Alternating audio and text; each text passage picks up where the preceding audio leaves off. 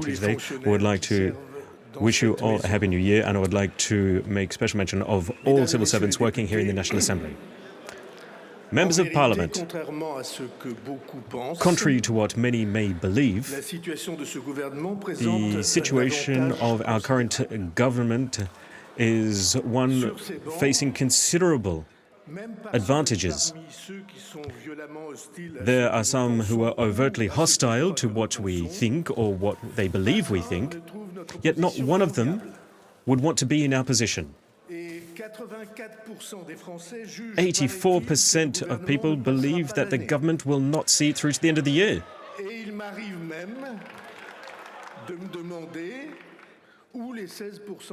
So I wonder what the rest of the people think. I wonder why they are so optimistic.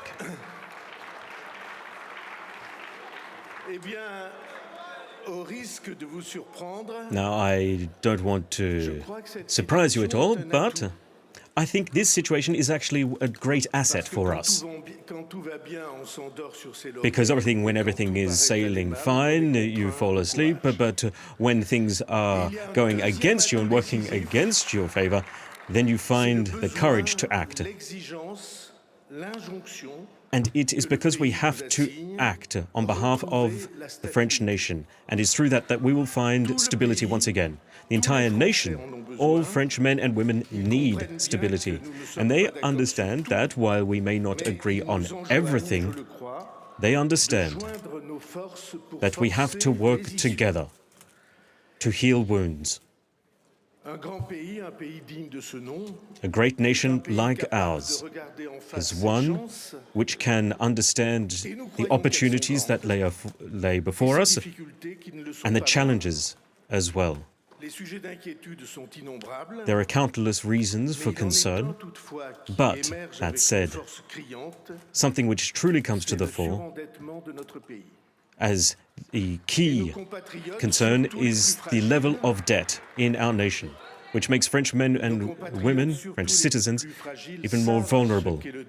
And the most vulnerable know what extreme levels of debt can mean. Uncertainty and challenges that come with it as well. Ever since the war, France has never had so much debt as it currently has. And whatever policy we may bring in place, it will have to take account of our debt. And if we have to find ways to contain debt and reduce debt. So why do we have to all together take action? It's because all of the political parties here today have been somewhat responsible for the current situation with Francois Mitterrand. France, back in the day, was one of the countries with the least debt, with only 20%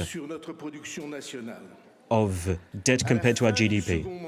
At the end of the second term, that number had increased to 52%, an increase of 30 basis points over just 14 years. By the 90s, France was in good economic health, above Germany. External trade was in a surplus, and our debt level was beneath that of our neighboring countries. Then came the 2000s, under Lionel Jospin, and the steep decline began. We could not see the end of that decline ahead of us. Then came Sarkozy, increased debt that outpaced growth of GDP between 2012 and 2017. Don't worry, I'm going to target everyone. Between 2012 and 2017, some of you here today, between 2012 and 2017, under Francois Hollande, 10 basis point increase of debt.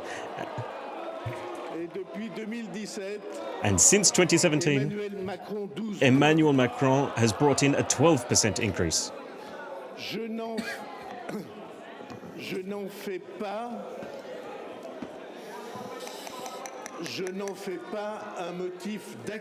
I am not using these facts as a form of accusation, and you all understand why. Francois Mitterrand, back in the day, it was a time of political shift, so people had to, at the time, find their way forward. Then there was the subprime crisis. Then there were following crises, extending numerous crises that had never been seen before in our nation. And then from 2018 onwards, we had the yellow vests, then we had COVID, then we had country at a standstill, then we had Ukraine, inflation, and an extreme boom in energy prices. So let me say here today that all political parties, when in the government, have taken their share of responsibility in the current situation. And let me say here today that all parties of the opposition, seeking to take the tribune for further aid, for further change, have also played their share in pushing us to the brink of the cliff.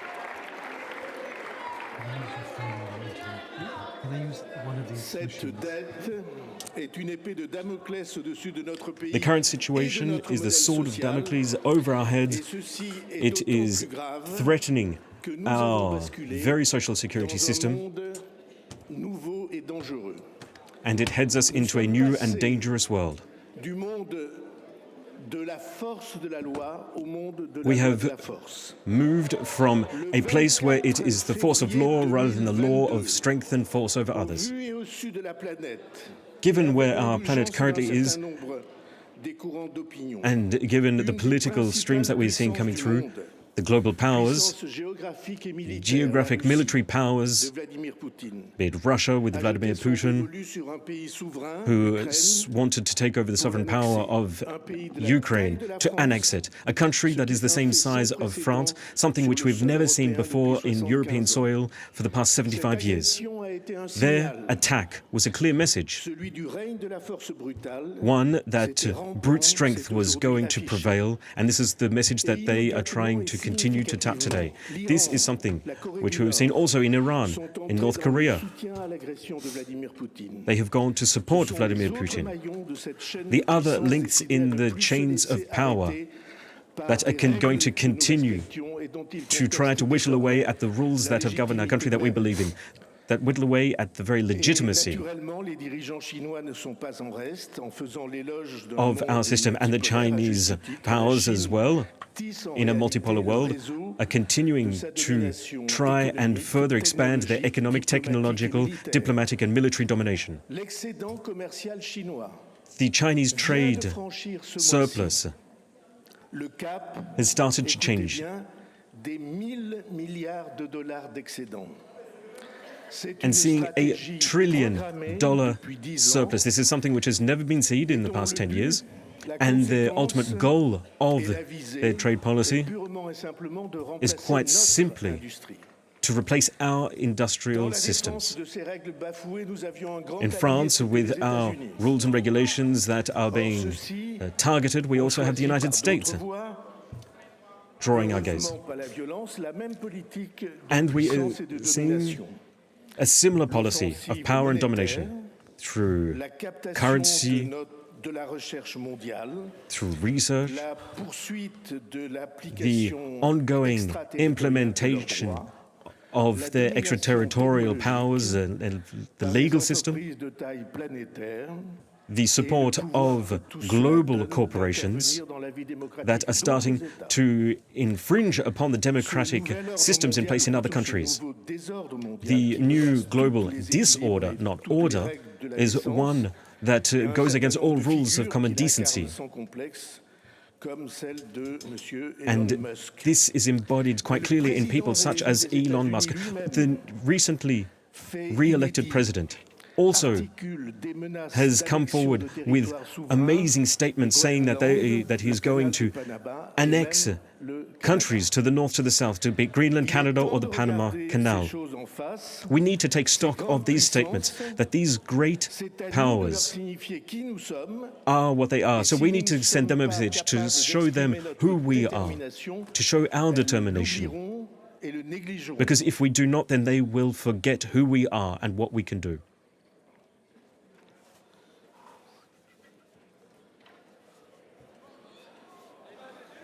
Je suis là.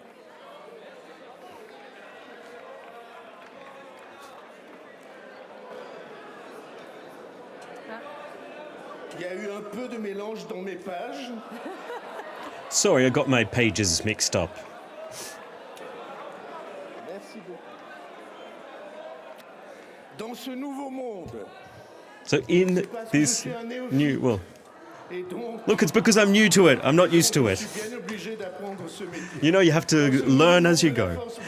So in this new world of brute strength, France has a number of assets, draw cards up its sleeve. The power of its military forces around the world, its armed forces to whom I would like to pay great tribute here today.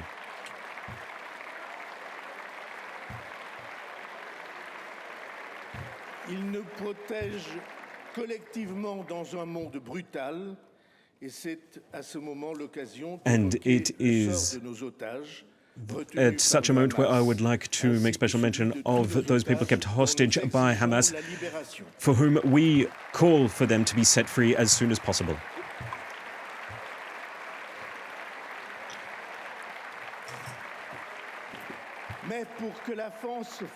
But for France to be able to continue to leverage its power as a civilization, we need to understand that we are part of Europe, Europe based upon strategic importance of economic and military power. And the only condition for us is for us to determine together what we can do to build a political community, one based upon the European civilization, one which governs our public life ever since the end of the Second World War, one where we have all had our own part to say, be it Robert Schuman, Valéry Giscard d'Estaing, Delors, Emmanuel Macron, the list is long. All of these people share the same belief that France's independence is one which depends upon Europe's independence. So France is dependent on Europe's independence. For us to become the leading market, be it for technology, agriculture, the economy, one which is on the same footing as China. And that is why we fully support Mario Draghi's report that he recently presented. One which says that we need to all fight together, we need to all invest collectively in what we truly need. But Europe itself is also operating according to a new world order where we see division. But we need to focus on unity, as the French president has been striving to do day in, day out, to ensure that France has its place in Europe and the French vision is heard in Europe. We will continue to support that, because if we do not, then we will just be submitting to others. So everyone within the cabinet are driven by that shared belief. And as such, I've put together a cabinet that reflects a union of the main political parties in the country with strong characters that all share a key message. When the very narrative of our nation is being questioned,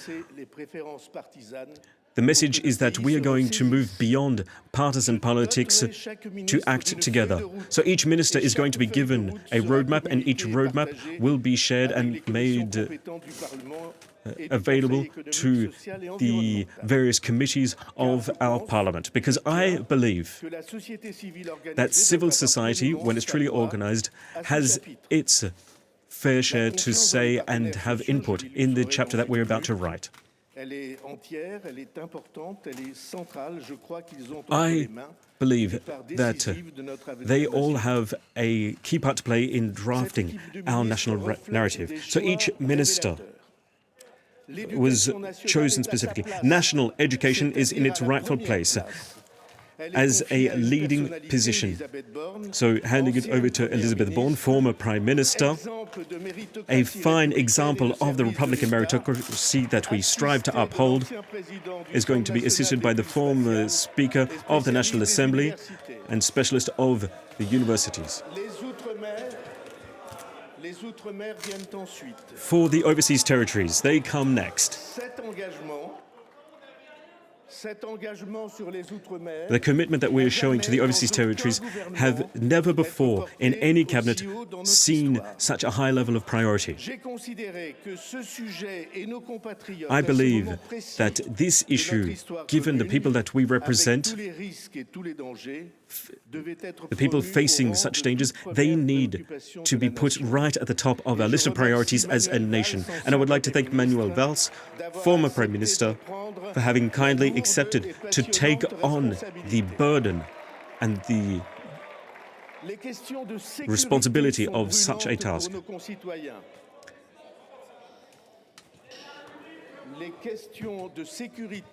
Security and security-related issues are also very important for our nation right now. So we are seeking close cooperation between the ministries of Justice and the Interior to bring back authority within our state and the rule of law. Two state ministers, each with their own temperament, but each with steely resolve, are going to take on this task. The response that we need to give to youth delinquency or to the drug traffickers needs to be very clear. With field officers, with new gendarmerie brigades being put in place, are going to send a clear message to our citizens saying that the rule of law is not one of weakness, that is one that is assured with a strong hand. So we must not show our weakness if we want to fight against terrorism and any form of separatist ideals. So we all know that our project for the penitentiary system is one which requires urgent attention, based upon a new approach better adapted to the different forms of detention. And for everything that the government does, every single member of our government will have work to do at all levels, be it in our regions, the département, be it in the cultural sector, be it in the defense sector, be it in the transport sector. And they will all operate knowing that they have a considerable level of responsibility given the current times. We have three key moments ahead of us. First of all, we need to adopt as quickly as possible the two budgets of the state, for the state budget and that for social security. We owe this to all our taxpayers.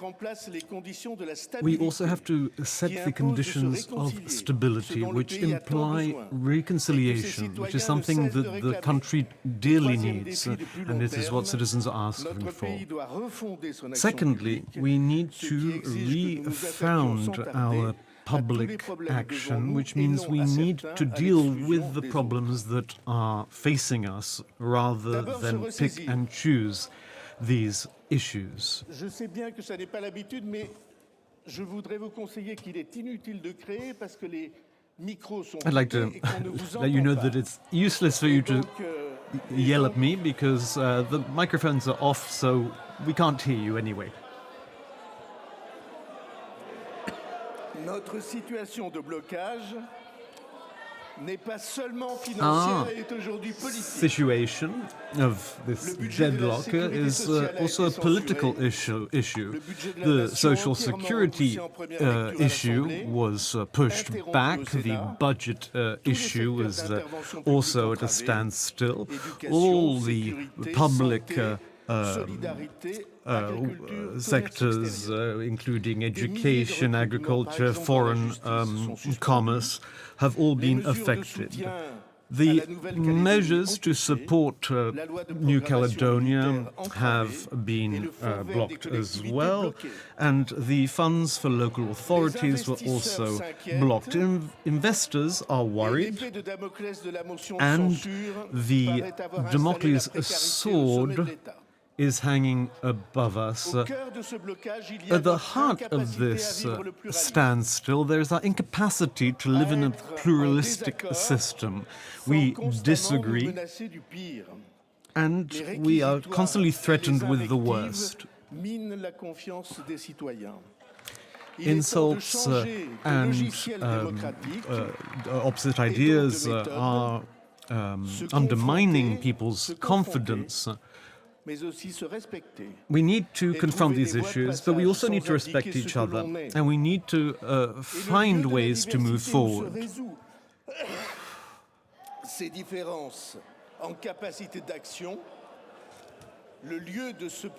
We need to embrace diversity and pluralism within this parliament, which is where this has to play out. It is on these benches that the different voices will be able to work towards a collective will and a strategy for our country. The main emergency right now is to respond to the issue of the pension reform, which is something that has been on everyone's mind for a while now. This is something that is very important for our country. The imbalance of our funding of our social security system and the massive debt that is linked to it cannot be something that we ignore.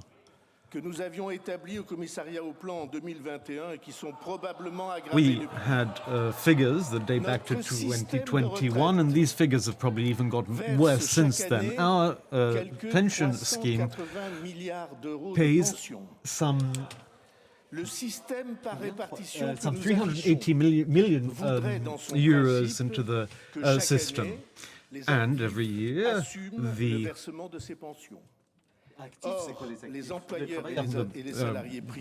working population should pay for this.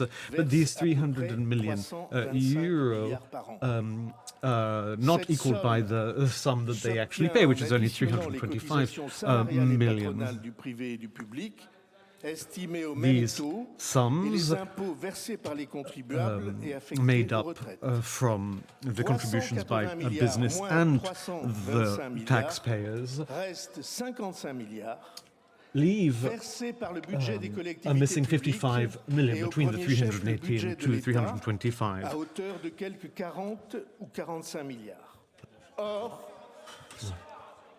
So the state has to make up for this to the tune of 40 billion euros, but we do not actually have this money. We have to borrow this money every year, which means that we are passing down to future generations the cost of financing our pension system, the pensions that we pay each and every one of our citizens.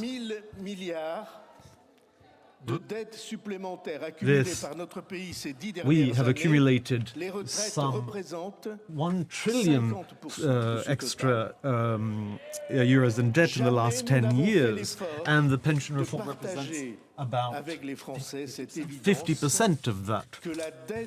So it is quite obvious that the debt that our country has is something that will affect our children in the future. And this is a burden that will be too heavy for them to bear. So hear me clearly, I'm not saying that debt itself is always immoral. If we build infrastructure or finance research, it is legitimate that we should share this burden with those who will use this system and profit from it in the future. We will build hospitals that will work for 50 or 80, 100 years, so that is a legitimate thing for future populations to also pay for. But if we are relying on our children to pay for our pensions today, that is something that is wrong.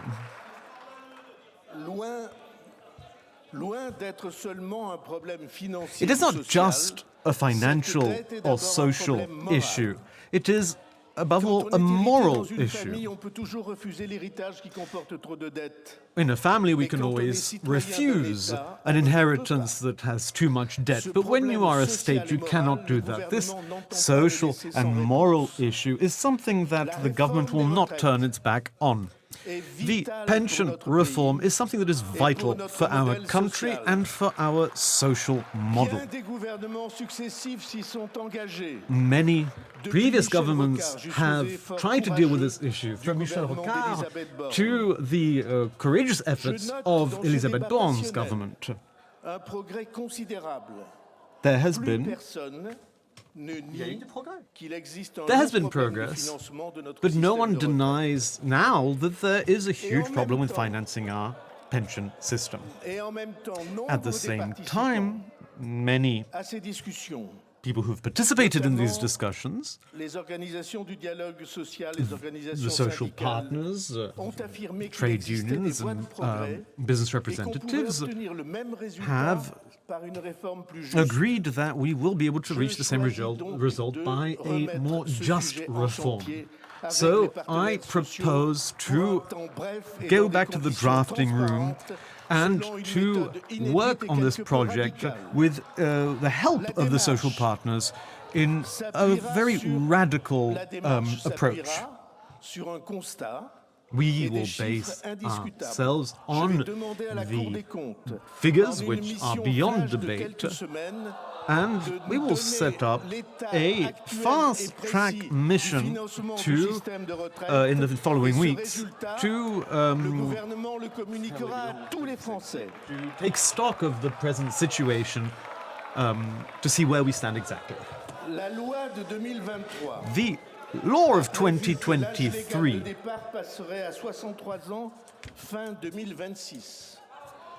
foresaw that provided that the age for retiring was moved to 63 by 2028.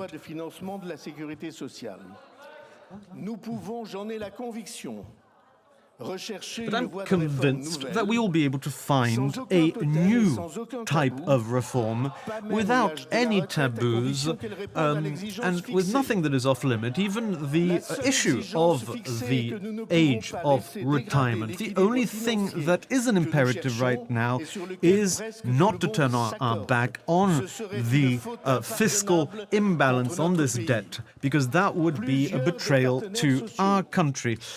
Many of the social partners have stated that they have found ways to make sure that this reform is more socially just and balanced. All the questions have to be able to be asked. All the social partners will be able to present their questions, their worries, within our debate. A permanent delegation will thus be created. It will already meet on this Friday, and we will work in the same rooms together to try and find a solution to this situation.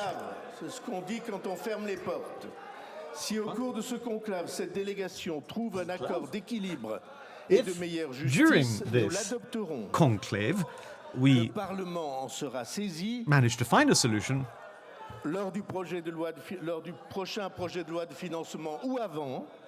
we hope to be able to present this in time for the next budgetary discussions in Parliament.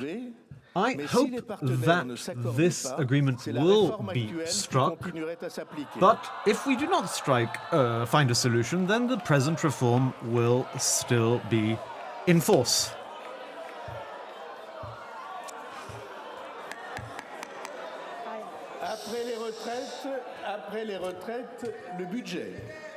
After pension reform, the budget. Adopting a budget is something that is indispensable for our citizens.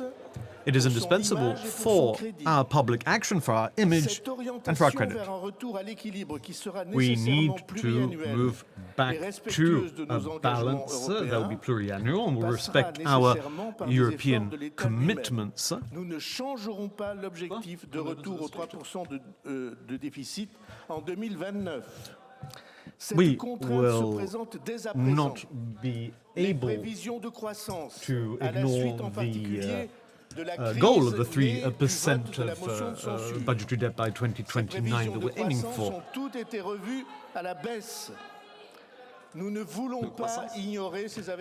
Our growth predictions have all been reviewed negatively recently.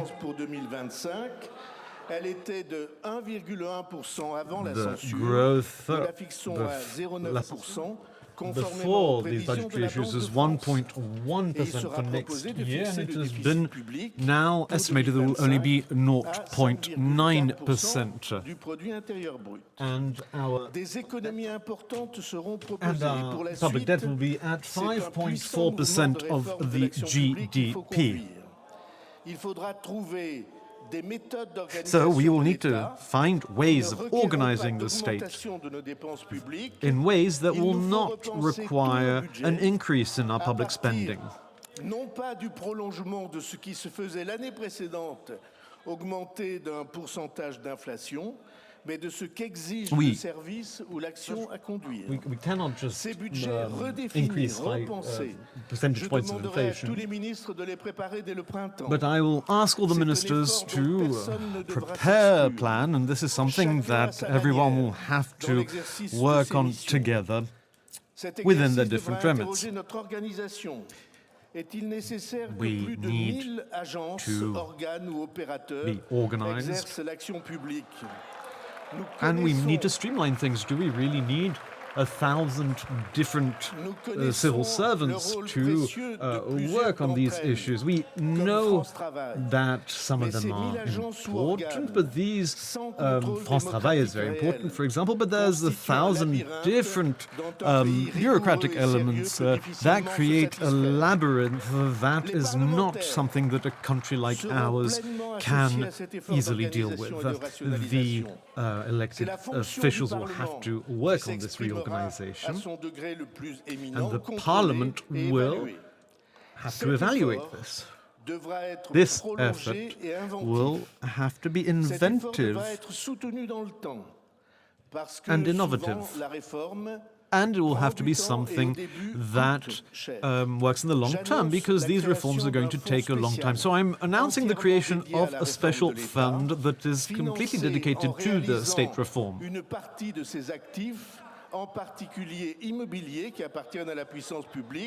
We will mobilize some of our assets, including our real estate that is in the hands of the state, in order to mobilize our public services. These sums will not be able to be used for current spending in order to fill this or that budget. They will be devoted to these efforts of reorganizing the state. And this will hopefully help us in the long term to reduce our debt. The second main objective is that of reconciliation. We have a lot of work that awaits us in that regard. The French people have to be reconciled with their elected representatives, with the state, and with the private sector. A strong country needs the participation of all players in the affairs that concern them all. This is at the heart of our democracy, not just electoral democracy, with its extreme words sometimes. But a philosopher, Marxanier, after the war, defined democracy as a social project that elevates to the highest point the conscience and responsibility of the citizen. And there can be no conscientious and responsible citizen if we do not share some of the hardest truths with them. The government will consider the French people as partners of the decisions that have to be taken, not as subjects whose only choice would be to rebel or to obey. We will share our diagnostic of the situation with the French people in order for everyone to be very well informed and to be able to work together towards these goals. The democracy in the Fifth Republic has this mission of reconciling the mission of the state with a pluralistic debate. There has to be cooperation between the different branches of government, and the government has its own prerogatives that have to be respected, and they will be. I'm thinking in particular about its power of initiative, which needs to deal with very important topics such as the end of life debate.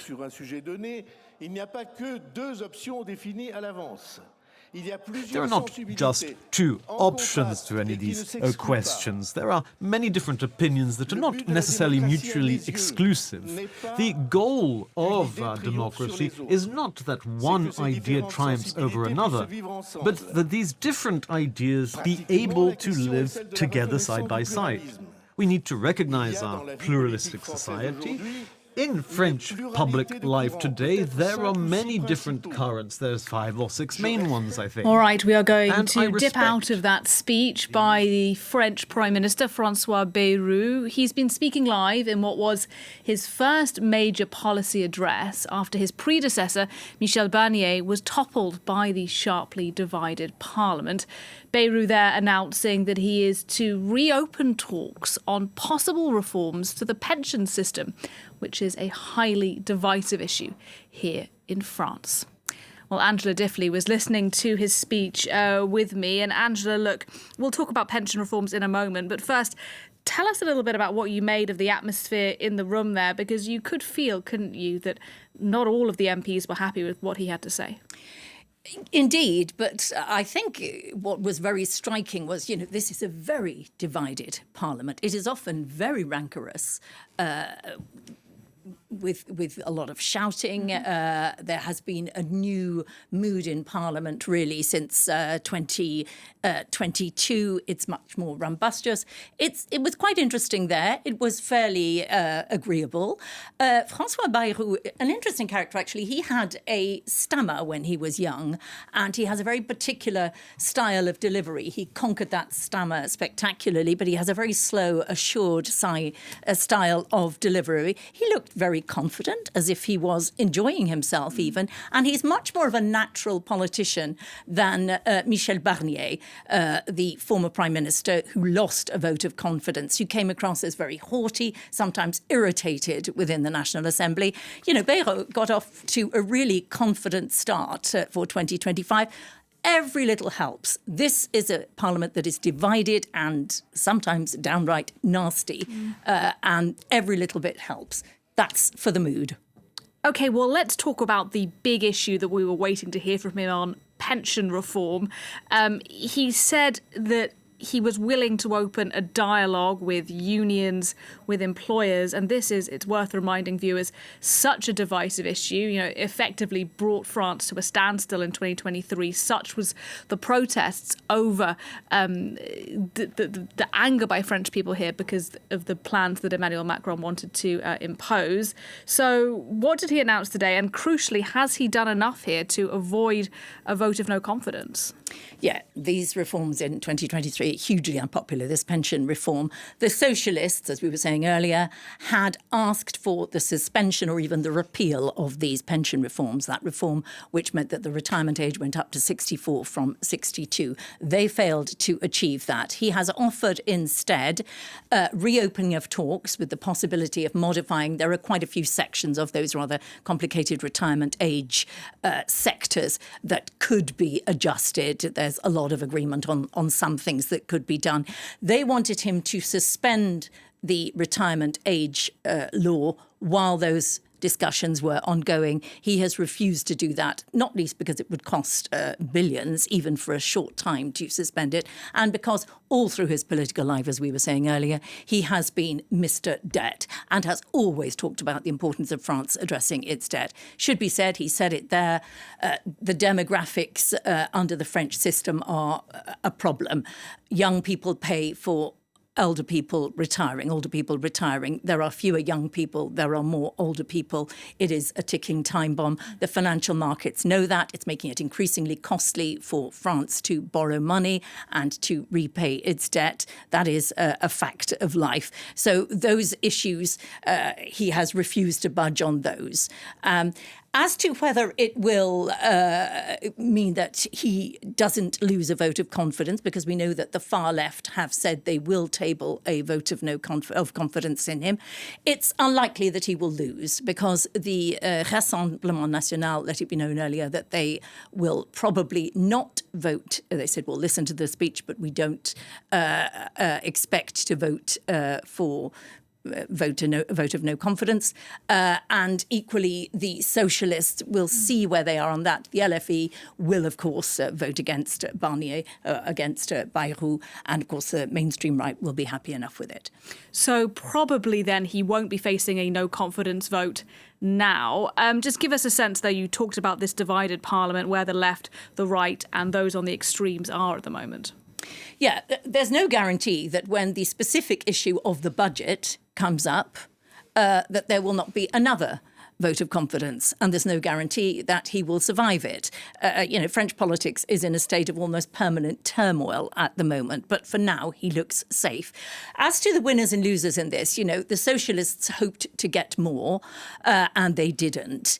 I don't know how that will go down with voters, and increasingly the socialists have a difficult, worsening, bad relationship with their partners in this parliamentary group, the far left. They have more MPs, the far left, than the socialists, but increasingly that alliance is fractured. That is difficult. But the socialists still probably will depend upon cooperation with the far left should any elections come up. Any early presidential elections seems a far-off idea now, but it's not to be ruled out.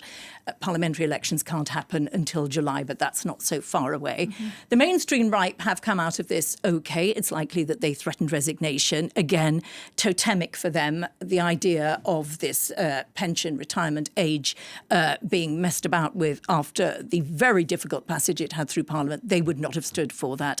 And the far right, very interesting, we saw Marine Le Pen there. They toppled Bayrou's predecessor, Michel Barnier. They have said, we will not vote this time. This pension age, this retirement age, will be lowered anyway if Marine Le Pen gets in as president, as we hope. That's what they've said. Bayrou said, I learnt one thing from Barnier, don't try and make concessions to the Rassemblement National, the far right. They might still throw you under the bus anyway. That's what happened to Barnier. And I think it's also worth mentioning Marine Le Pen. We saw her there in Parliament. She has just been through a very difficult time. She buried her father at the weekend. She is known to be very personally distressed by it all. She and Bayrou have a much better relationship than she ever did with Barnier. It's probably not the right time for her party to cause problems. All right, really interesting. Thank you for your analysis for us there, Angela Diffley.